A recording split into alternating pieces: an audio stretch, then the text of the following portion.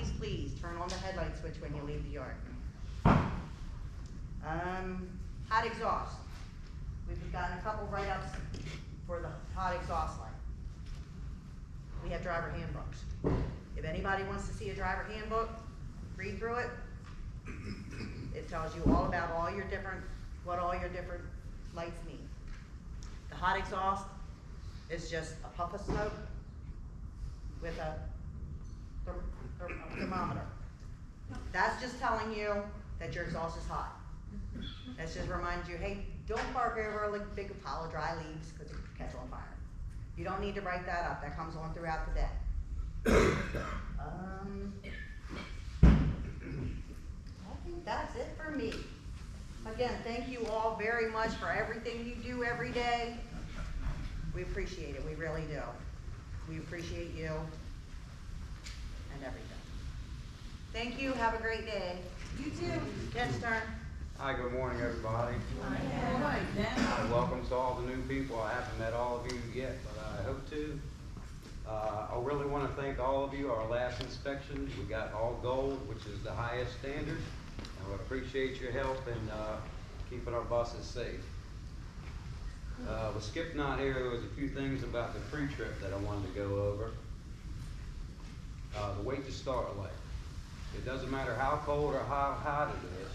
When you turn that key on and the wait to start light comes on, which is on every bus, thankfully we all have all the same models now. So it's a lot easier when you jump in, you have to take a different bus. They're pretty much all the same. The switches are all in the same area. Wait to start light, the bus is checking certain parameters of the bus to make sure everything's okay. If you start that too soon, it's going to set your check engine light. So be aware of that. Make sure your air pressure is built all the way up before you move the bus at all. Any major problems with the pre-trip, call into the office or come in, a tire or something hanging loose or something like that. The small stuff and the big stuff all has to be written down. I can remember a lot of things, but if you're walking past me and you say, hey, can you check my seatbelt? I'm not going to remember 10 minutes later. It's just not going to happen. Like Dee and Julie said, I pretty much get your write-ups every day. I get emails. I get people coming at me saying, hey, this, and this. And it's just hard to keep track of. If it's written down, it's a lot easier to keep track of. We can be way more efficient and get more done on a daily basis. The VGT. Does anybody know what that is? Yeah. VGT button.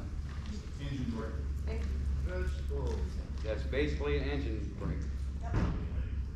But it's also part of the emission system. Please leave that switch on. It has to be on.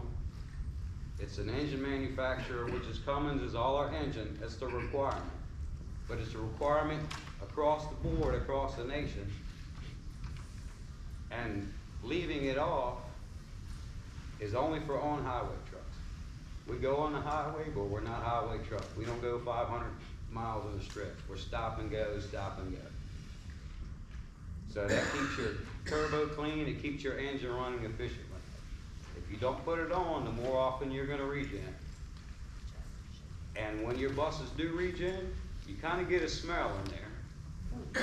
So if you're sitting still, you're going to almost smell exhaust fumes in the bus. I know nobody likes it, but generally there's nothing wrong with it. If you do get a strong smell, write it down, we'll check it out.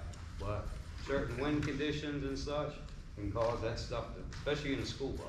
Even though all the windows are closed, they're still not airtight. You still get that smell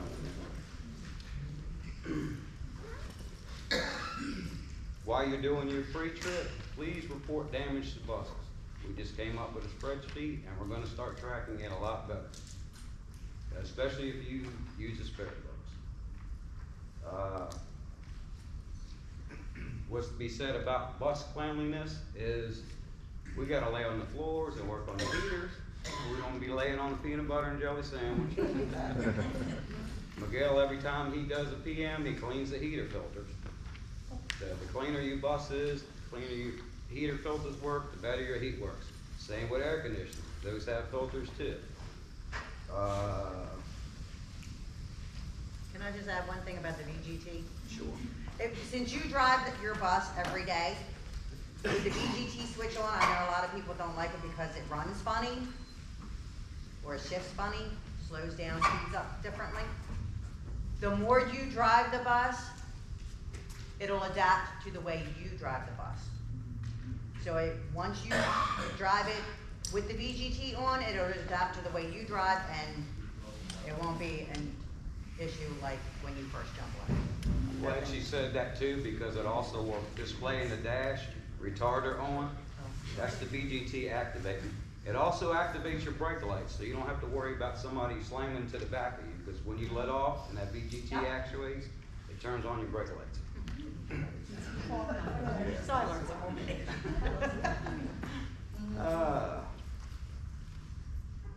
Check engine versus stopping.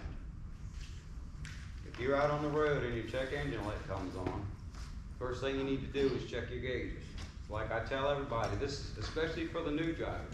When your bus is running perfectly fine, take a picture of your gauges.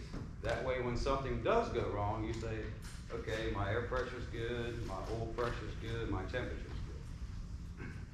It's getting a lot warmer out now, so you're gonna hear the fan start coming on again. There could be a question I ask you. If you say, hey, my bus is getting hot, I say, is your fan coming on? It's a lot easier for me to diagnose and to keep you guys safe on the road, whether I need to bring you a bus or whether I can say, keep going on. Like what Mike said about the newer buses, it's great. They're linked to my computer. I can say, hey, I can see your temperature. I can see what your check engine light is. So it's a lot more efficient. Mark's up in Baltimore, he said, hey, I got a check engine light. I can say, hey, all right, I see what's going on. Not a big deal, keep going. Rather than him waiting for an hour for us to get up there and get him another bus. And it ended up being nothing.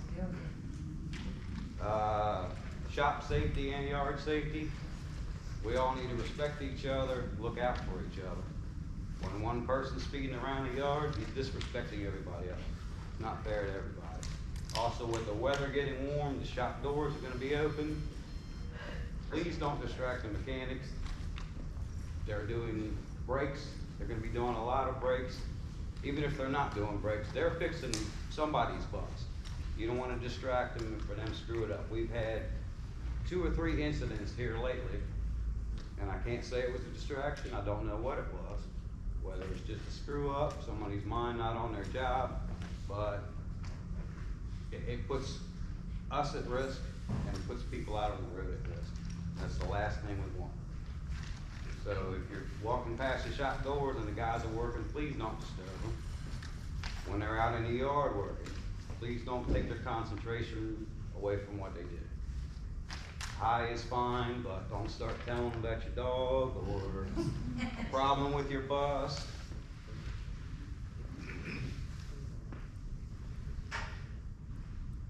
With the weather warming up, we got a spring cleanup, April 17th with rain date the 19th.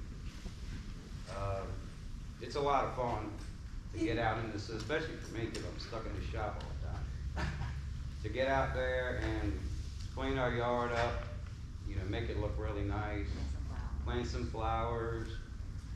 We'll just spruce it up a little bit. Yeah. What's that? Go swimming. Go swimming. We'll put a sign-up sheet up for that so we can plan because we provide lunch that day too. Oh, there is already? Yep. Thank everybody again for their patience with the well. It was pretty tough around here for a couple weeks. Hey, it happens when you have well waters. It's unpredictable. But that odor is the same. It's timing unless you know something going on. I also wanted to thank Skip and our training crew. You guys do a wonderful job.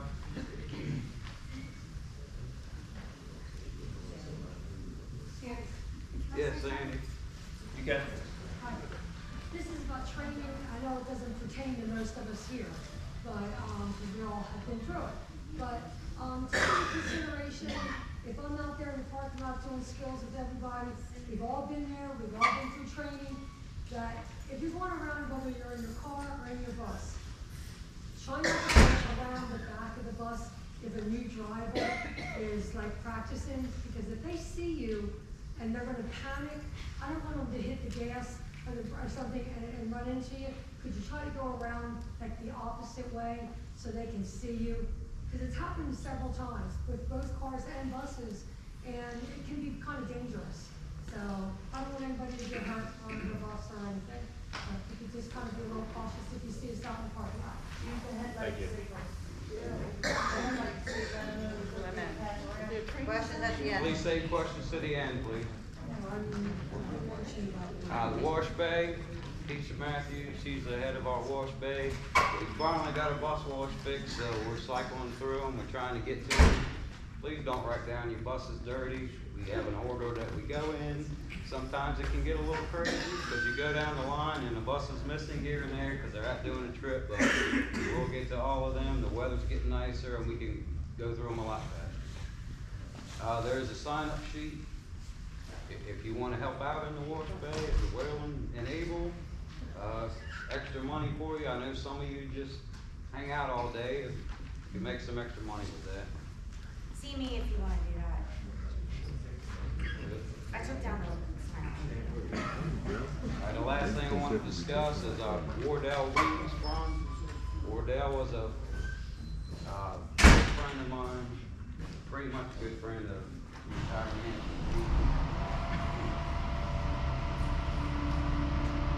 He passed away way too young from cancer, but we set up a Wardell Wings Fund.